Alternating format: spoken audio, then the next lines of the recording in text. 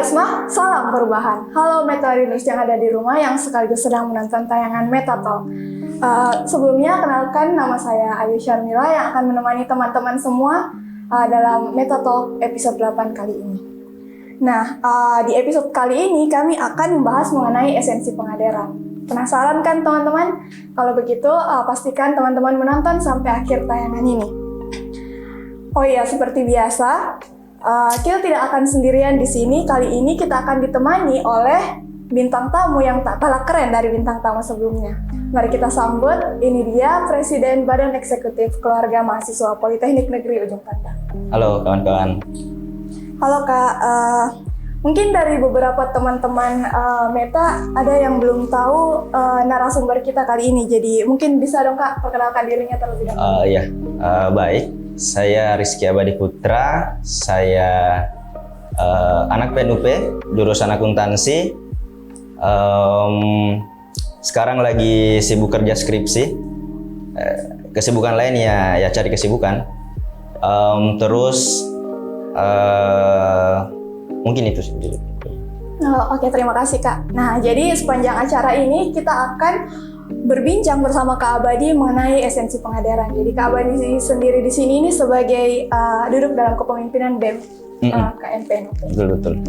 Nah, berbicara mengenai pengaderan, menurut KBBI, pengaderan merupakan sebuah proses cara mendidik atau membentuk seseorang menjadi kader yang diharapkan akan memegang peranan di dalam suatu lingkungan. Pengaderan dalam suatu lembaga berbeda dengan lembaga yang satu dan lembaga lainnya. Semua tergantung dari tujuan masing-masing lembaga atau organisasi. Nah, tak jarang pula ketika mendengar kata pengaderan, pikiran sebagian orang mengarah pada senioritas. Bagaimana dengan Meta Readers di rumah? Semua tentu tergantung pada pemahaman masing-masing. Nah, kalau untuk Kak Abadi sendiri nih, bagaimana sih Kakak mendefinisikan pengaderan itu dan seberapa penting hal itu dilakukan di suatu lembaga mahasiswa? Mungkin sebelum menjawab itu ya, sebelum masuk ke pertanyaan itu, di awal saya mau sampaikan kalau kenapa saya tertarik untuk ke seniornya teman-teman hari ini.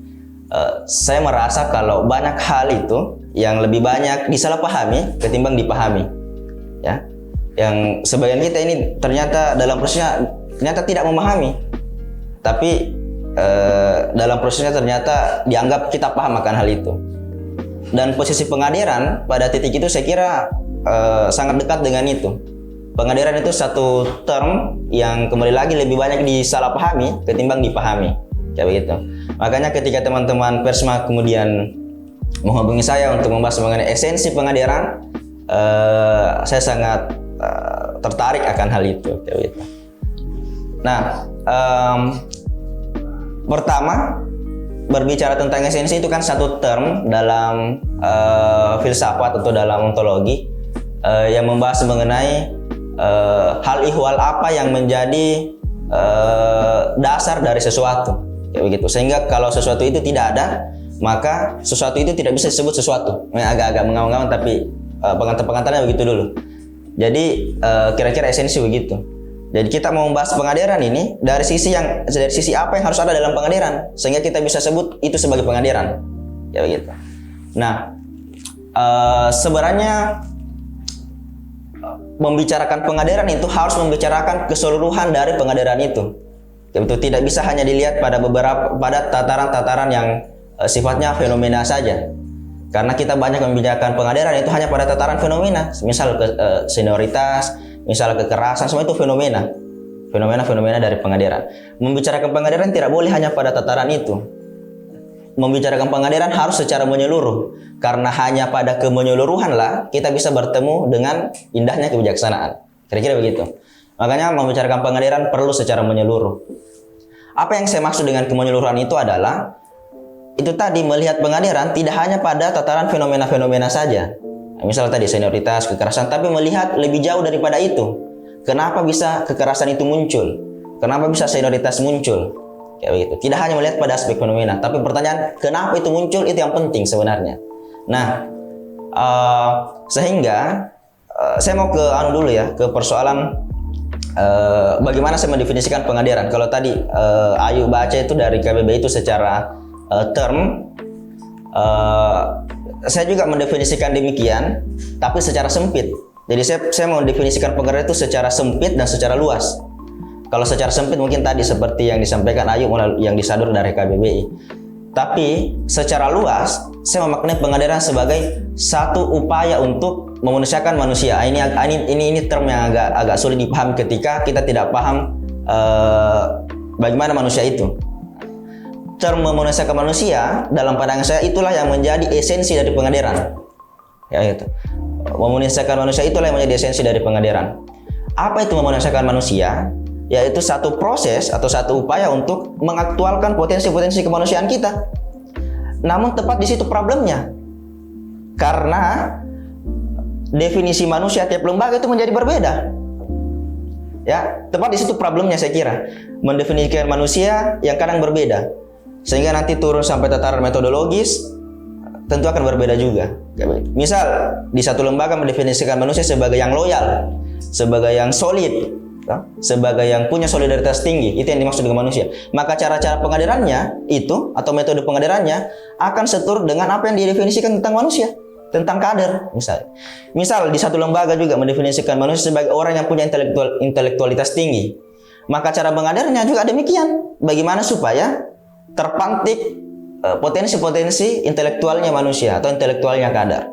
Ya, gitu. Maka cara mendefinisikan kader atau cara mendefinisikan manusia menjadi penting dilihat dalam proses pengadaran, karena itu akan sampai pada tataran bagaimana cara pengadaran itu atau bagaimana metode-metode pengadaran. Mungkin itu dulu Ayu untuk di awal. Jadi kalau menurut Kak Bari sendiri mendefinisikan manusianya itu bagaimana? Pertama itu ya, saya harus selesai memaparkan cara pandang tentang pengadaran begitu tadi ya, bahwa saya tidak melihat pengadaran hanya pada aspek tataran fenomena, tapi saya berusaha melihat pengadaran secara menyeluruh sampai pada tahapan bagaimana mendefinisikan manusia itu sendiri. Karena kader ya manusia kan gitu. Domain-domain dari pengadaran kan ada 3, ada kader, ada pengadar, dan ada proses mengadar itu sendiri atau kaderisasi. Dan 2 diantaranya itu manusia. Kader dan pengadar itu kan manusia.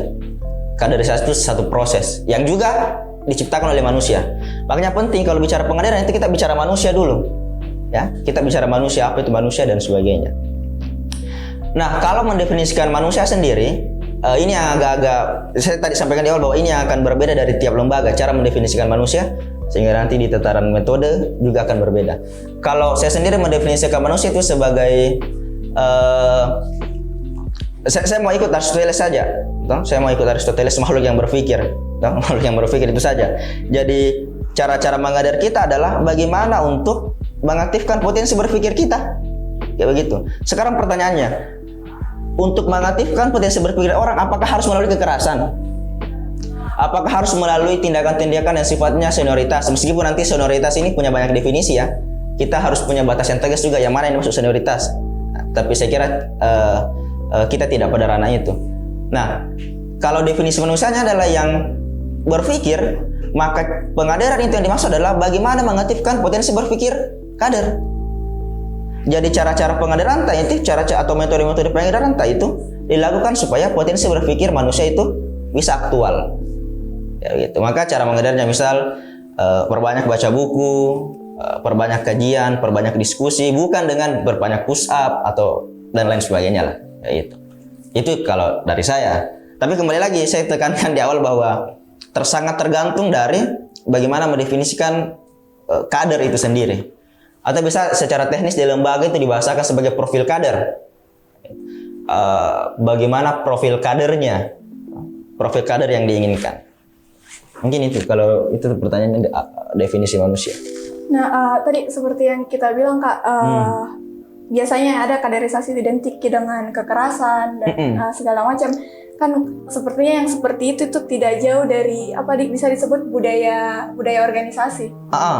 Nah, biasanya ada beberapa lembaga atau organisasi ini yang budaya pengadarannya itu masih bisa dibilang masih keras begitu, masih berbau militan. Nah, kalau menurut Kak Abadi sendiri di era sekarang, apakah cara-cara seperti itu masih masih pantas dipertahankan begitu, karena misalnya sudah jadi budayanya mereka gitu? Saya mau pertama bahwa apa yang dimaksud dengan budaya itu adalah satu tindakan yang dilakukan secara berulang-ulang. Itu kebiasaan. Makanya kalau misal Cak Nur itu untuk menyebut itu bukan, dia tidak bahasakan sebagai budaya, dia biasakan sebagai habitus.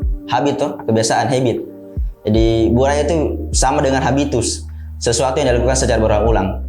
Kalau misalnya di satu lembaga itu misal dilakukan secara berulang-ulang, tidak boleh kasih masuk helm dalam sekret misalnya. Misal itu ada lembaga yang tidak boleh kasih masuk helm dalam sekret, dan itu dilakukan berulang-ulang, maka itu menjadi habitus di sana, itu menjadi budaya. Budaya itu terbentuk karena kebiasaan-kebiasaan yang berulang-ulang. Jadi ketika ada kebiasaan-kebiasaan baru yang dilakukan berulang-ulang, itulah budaya, itu menjadi budaya pada akhirnya, toh. Itu dulu. Nah, bagaimana dengan budaya kekerasan, budaya senioritas, apakah itu masih tidak lekang oleh zaman atau bagaimana? Saya selalu bahasakan begitu, bahwa persoalan lekang oleh zaman atau tidak itu persoalan bagaimana dia dibiasakan. Bagaimana dia dibiasakan. Kalau memang dia menjadi kebiasaan, maka tidak ada masalah di situ. Nah, sekarang problemnya kembali lagi, apakah kaderisasi itu harus keras? Apakah harus pakai kekerasan dan sebagainya? Nah, tepat di situ lagi saya akan mengatakan bahwa melihat pengadilan itu tidak boleh hanya pada tataran fenomena. Ya, itu kan tadi fenomena semua, yang kayak kekerasan, itu semua fenomena. Tapi harus melihat apa yang menyebabkan fenomena itu. Nah, biasa kalau agak-agak teoritis, kita agak-agak teoritis ini.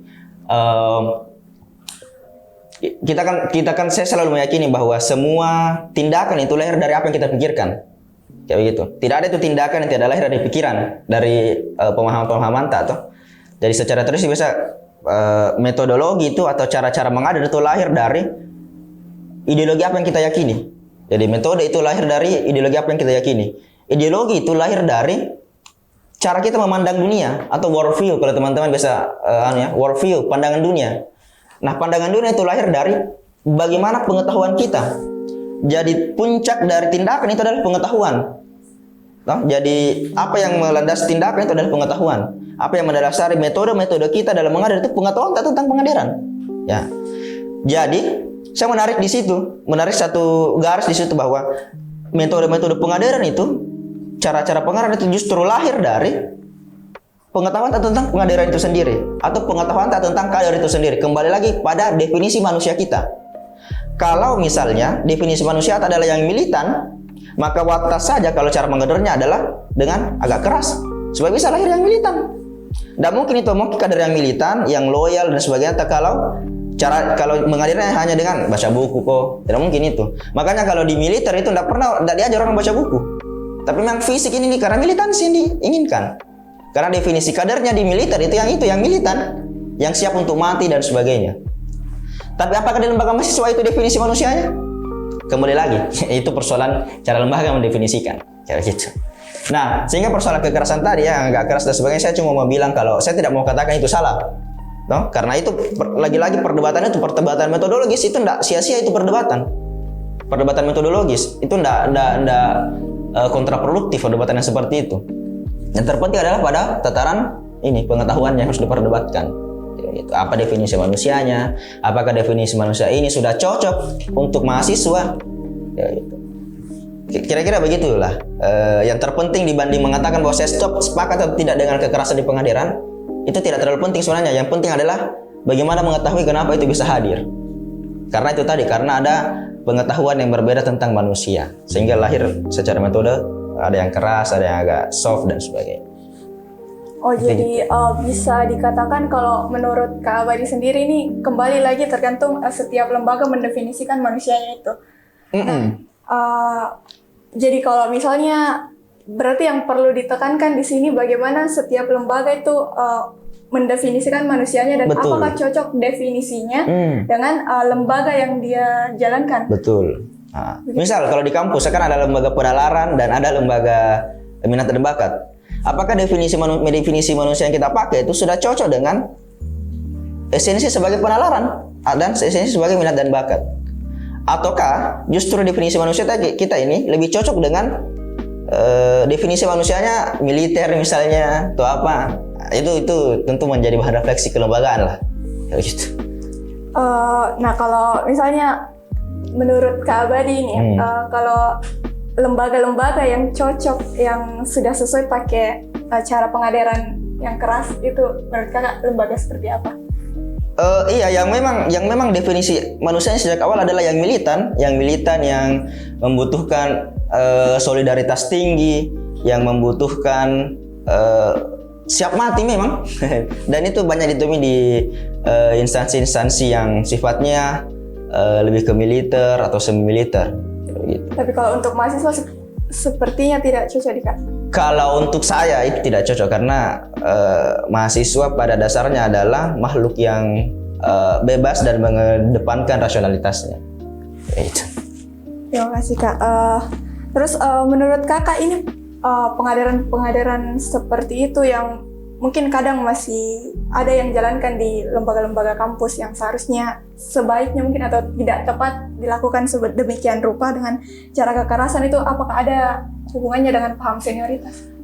Iya, saya mau masuk ke situ, itu poin yang menarik. Bagaimana relasi antara budaya pengadaran kita dengan aspek-aspek senioritasnya, atau biasa kan itu dimisioner atau alumni toh. Ada teori begini, Parson, ada teorinya tentang sistem sosial itu agil, AGL, di akhir itu namanya latensi, L-nya itu latensi itu pemeliharaan pola. Jadi satu sistem sosial itu berjalan, pada akhirnya harus ada latensi, harus ada pemeliharaan pola. Jadi satu sistem itu dibangun, termasuk sistem pengadaran itu harus ada pemeliharaan pola di situ sehingga pola-pola pengadaran itu bisa tetap eksis. Nah, tepat di situ saya kira perannya senior atau perannya alumni untuk menjaga pola itu. Bagaimana supaya pola-pola pengadaran itu tetap eksis, tetap langgeng, di situ perannya senior sebenarnya.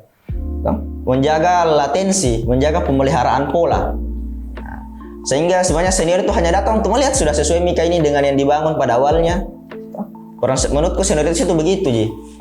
Tidak melulu punya konotasi negatif bahwa senior, kalau senior ada pasti akan ada kekerasan, soalnya tidak melulu begitu. Karena pada dasar menurutku senioritas itu lahir sebagai bentuk latensi atau pemeliharaan pola-pola pengadilan yang sudah ada. Kayak gitu. Jadi tentu jelas di dalam setiap lembaga itu ada paham senioritas yang terjadi di dalamnya.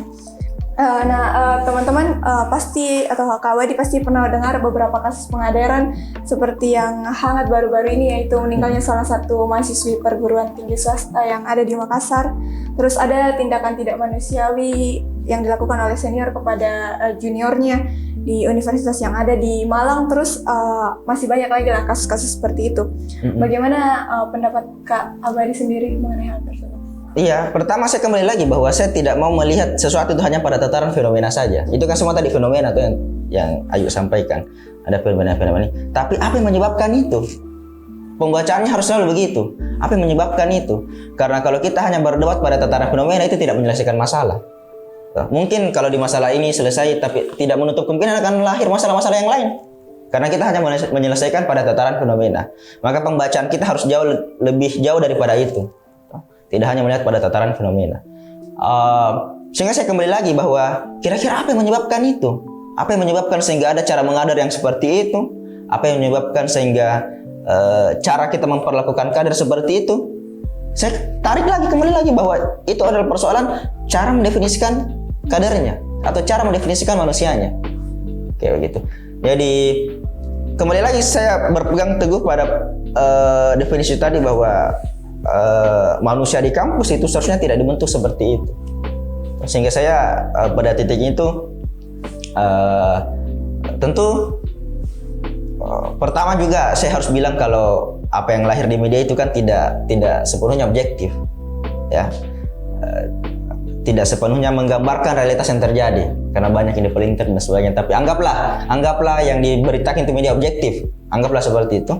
Sehingga kita harus mengutuk yang seperti itu karena tidak seharusnya kampus itu atau institusi pendidikan itu melahirkan proses kaderisasi yang metodenya seperti itu. Karena sejak awal seharusnya definisi manusia yang ada di kampus itu tidak untuk militan dan sebagainya.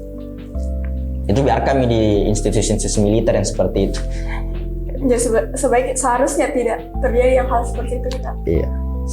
Nah, sebagai presiden mahasiswa di PNUP nih Kak, bagaimana Kakak memandang pengaderan yang dilakukan oleh Ormawa di PNUP?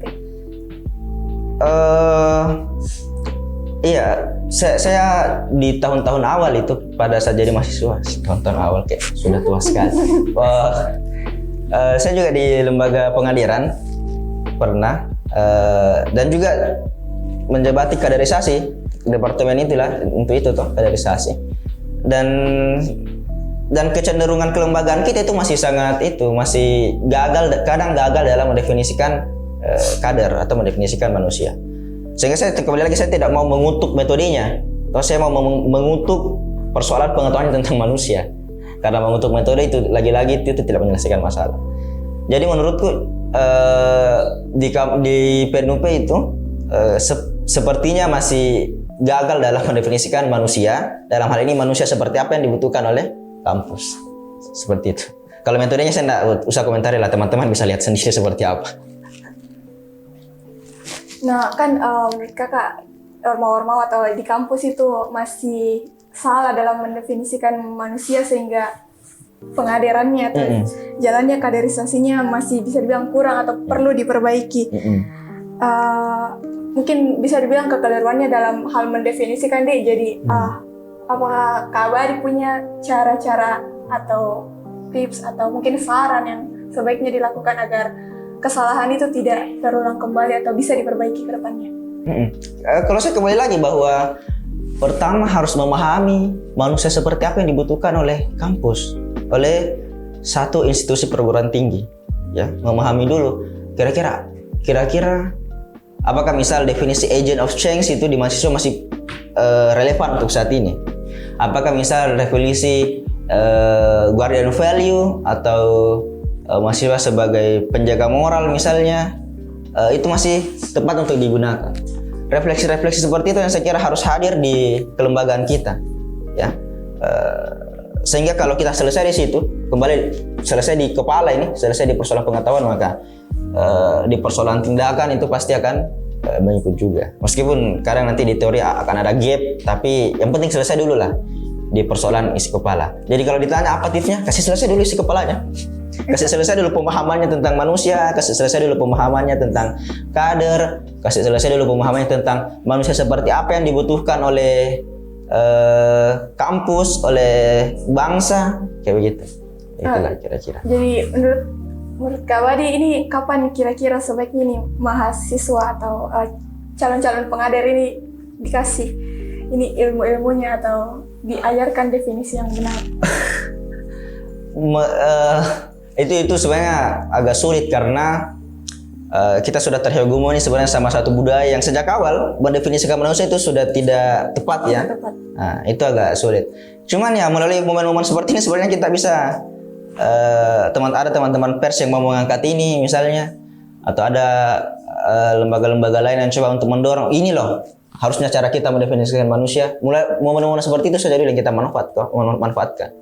Tidak bisa secara ajak, secara langsung simsalabim langsung kita datang ke sekretnya misalnya, hey begini itu manusia. Tentu tidak mungkin seperti itu. Harus melalui treatment tertentu yang itu kembali lagi harus melalui proses yang panjang.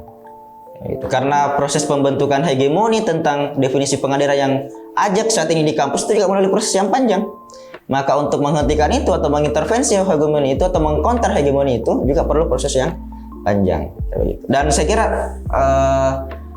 podcast ini, siniar ini salah satu langkah untuk itu. Kayak gitulah. Terima kasih jawabannya Kak. Terus pertanyaan selanjutnya nih, sebagai orang yang menduduki lembaga induk, bagaimana BEM KM PNUP ini mengawal Ormawa dalam kaderisasinya? Ya, itu menarik.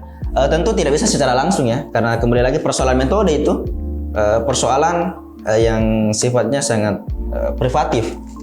Itu persoalan metode. Makanya apa yang dilakukan di lembaga induk itu tidak mengintervensi secara metode, justru mengintervensi secara itu tuh kali isi kepalanya, pemikirannya tuh kayak gitu.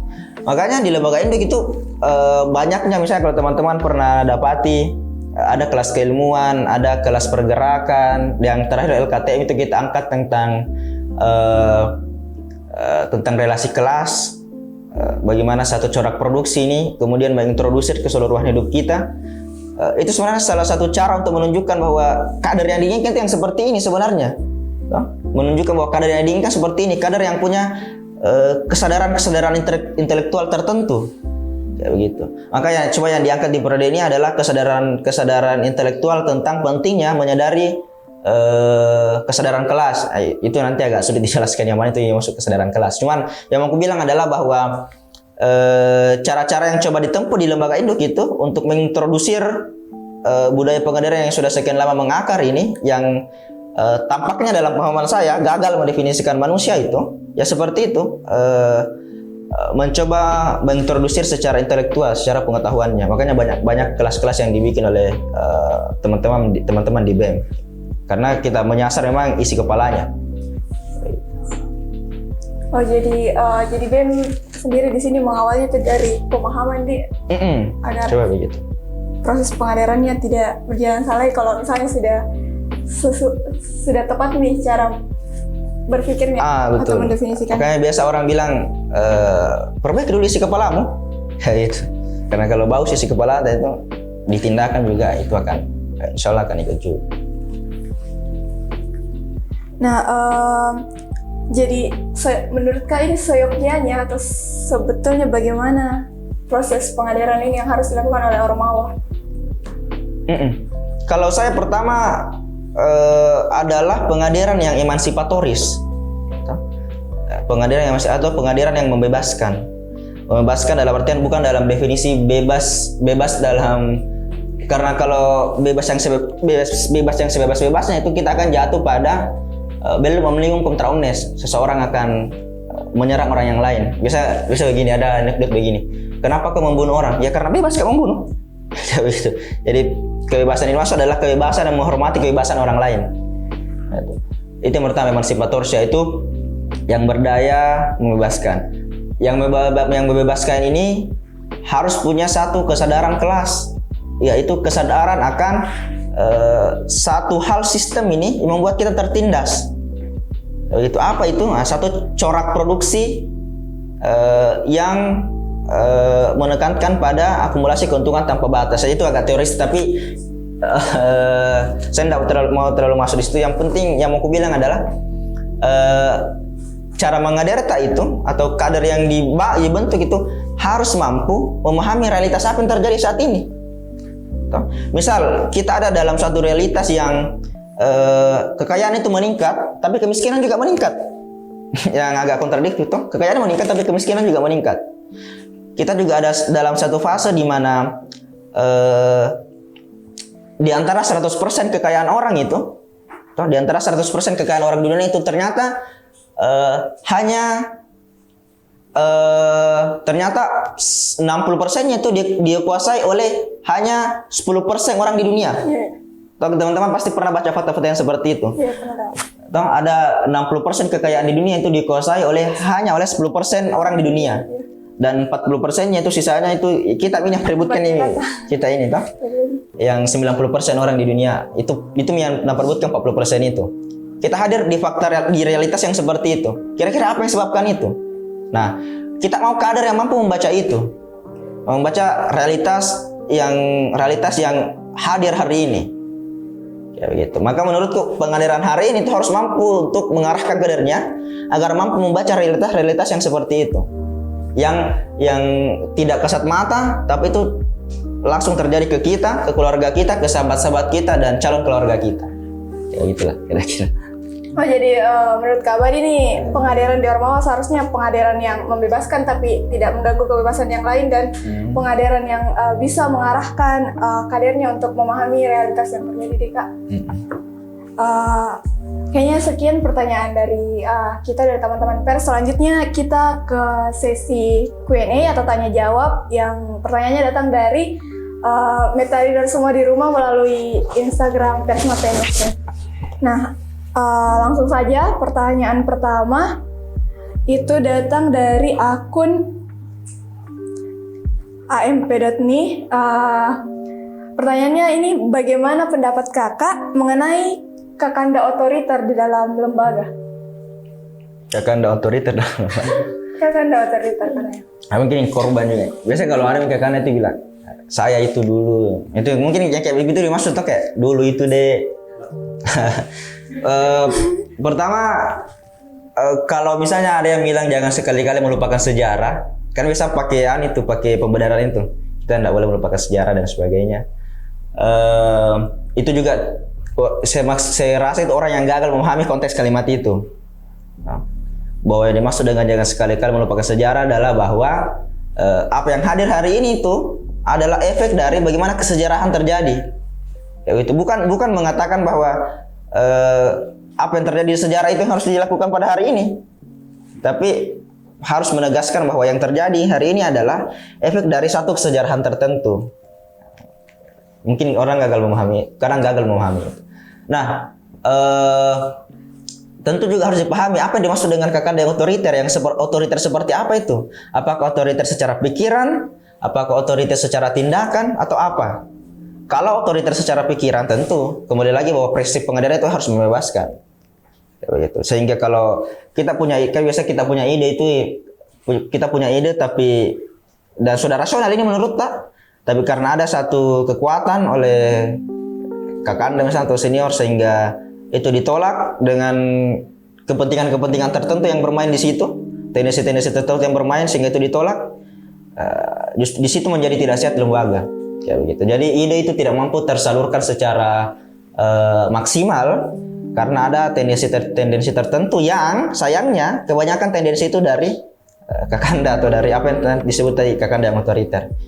Jadi jelas ya kalau tadi kita menginginkan pengadilan yang emansipatoris, yang membebaskan, yang memahami realitas saat ini, tentu segala bentuk otoritas, bukan hanya otoritas oleh kakanda ya, segala bentuk otoritas.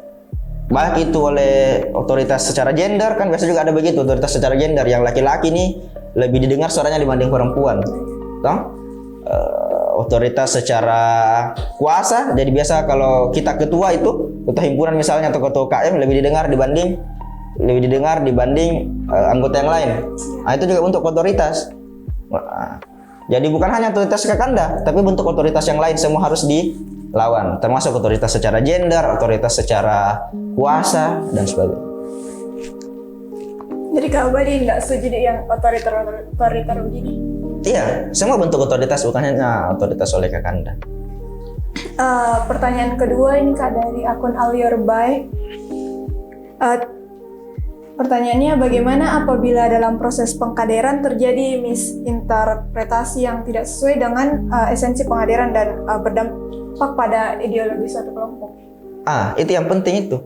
Bahwa kan tadi pertama kalau dalam hierarkinya tindakan itu atau metode lahir dari satu ideologi yang kita pahami atau satu pemahaman tentang idealitas yang kita pahami. Jadi ideologi itu lahir dari cara kita memandang dunia atau worldview-nya, pandangan dunianya. Bagaimana kita memandang dunia ini, apakah dunia ini hanya materi semata, apakah dunia ini ada ide dan sebagainya. Yang begitulah. Terus pandangan dunia ini atau worldview ini lahir dari basis epistemologisnya, basis pengetahuan kita. Jadi kalau kita mau simplikasi itu, sederhanakan itu, metode itu atau tindakan itu lahir dari pengetahuan kita di tataran paling atas. Sehingga kalau tadi pertanyaannya bagaimana kalau ada yang melenceng, tentu kadang memang ada gap, ada margin itu antara tindakan dengan pengetahuan. Tapi secara ideal adalah semua yang pengetahuan tak itu harus seturut dengan tindakan tak. Kayak begitu. Jadi kalau misal ada tindakan tak yang tidak sesuai dengan ideologi lembaga, maka itu yang harus diperbaiki di situ. Kayak begitu. Tidak bisa terus kita melakukan pembenaran bahwa memang ada gap antara pengetahuan dan tindakan. Tidak bisa, karena tetap harus diluruskan.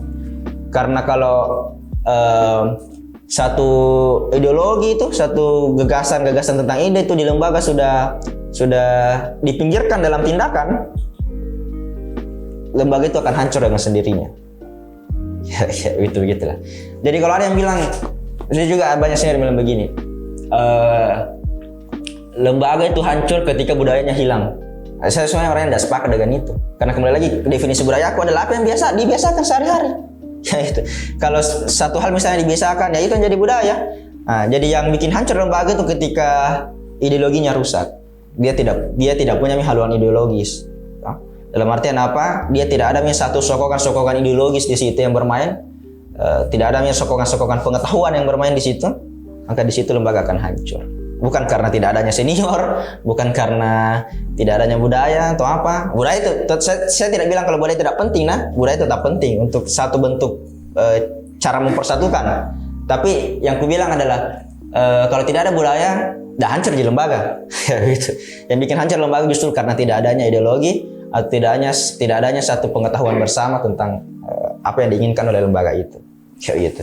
Dan bisa dibilang misalnya tetap ada budayanya dipertahankan tapi ideologinya tidak ada. Kalau budayanya budaya yang salah, itu juga bisa menghancurkan gitu. Iya. Budaya yang sudah tidak relevan misalnya.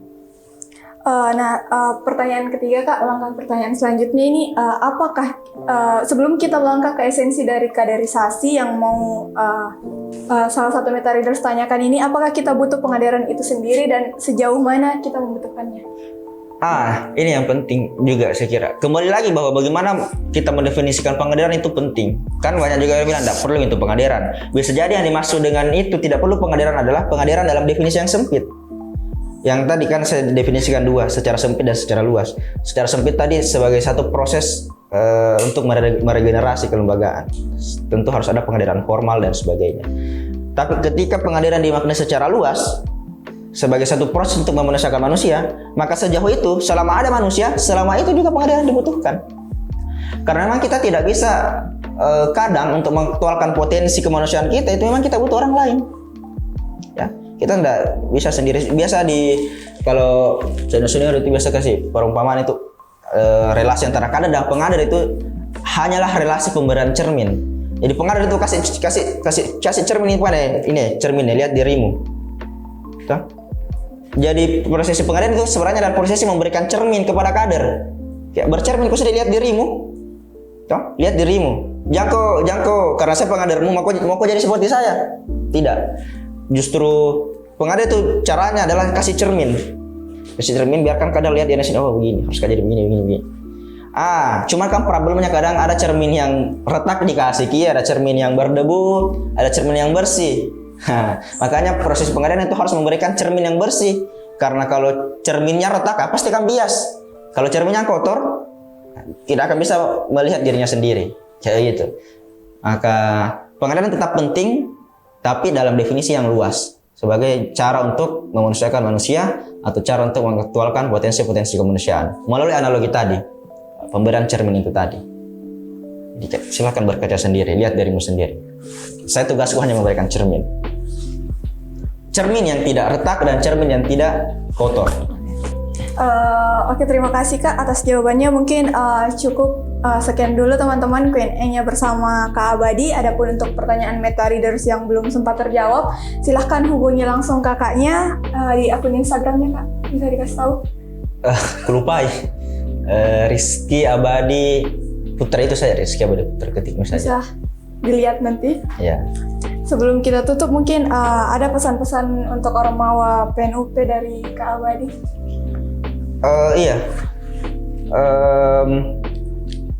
Pertama itu tadi bahwa menyelesaikan problem pengadaran itu ketika sudah banyak kritik tentang tidak perlu pengadaran dan sebagainya, tentu harus direspons secara positif oleh lembaga, tidak lalu direspons secara antagonis. Karena kenapa bisa pemikiran itu muncul, misalnya pengadaran sudah tidak dibutuhkan, itu hadir karena realitas pengadaran itu sendiri yang terjadi hari-hari ini, sehingga harus merespon dengan positif. Mungkin harus mengoreksi diri, apakah metode pengadarannya sudah tepat, dan kembali lagi apakah definisi tentang kadarnya sudah tepat, atau secara umum definisi tentang manusianya sudah tepat. Yang terakhir mungkin mau aku bilang, kalau kita hari ini tuh ada dalam satu realitas sosial yang sangat menindas. Di mana tadi sempat saya sampaikan bahwa ada fakta di mana selama pandemi ini yang kaya semakin kaya dan yang miskin semakin miskin.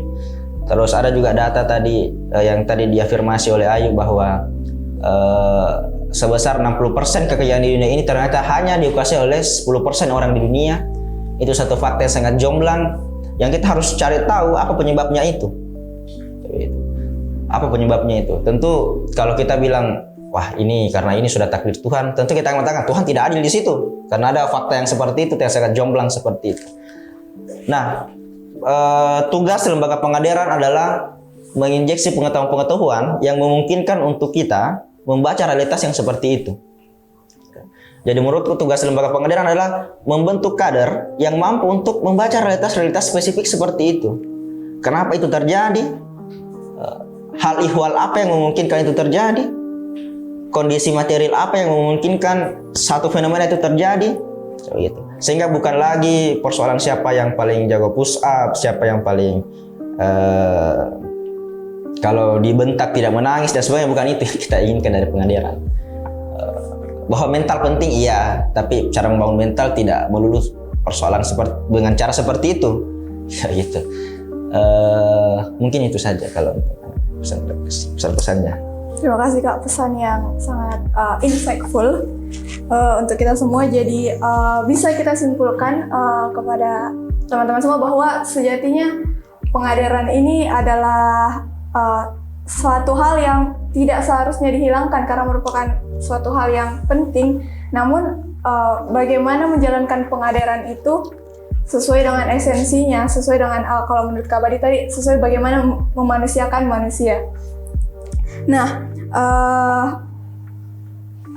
saya rasa sekian Meta Talk episode 8 kita kali ini.